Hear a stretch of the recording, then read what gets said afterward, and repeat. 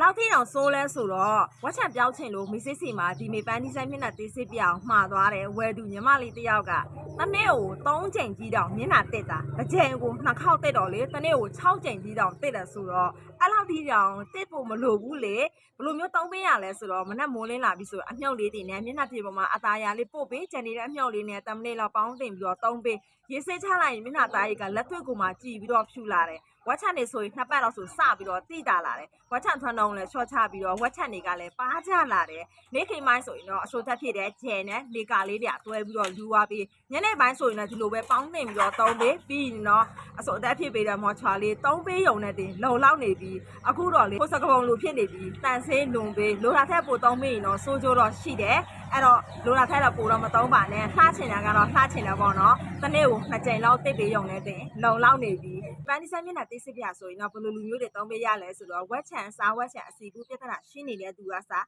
လက်တွေ့ကိုမှတတ်တာတာမို့လို့ယုံကြည်စိတ်ချစွာသုံးကြည့်လို့ရပါတယ်ရှင်မှားချင်တယ်ဆိုရင်တော့ချက်ပေါက်စီမှာအသေးစိတ်မြင်မြန်ပြီးတော့လာရောက်မှာယူလို့ရပါတယ်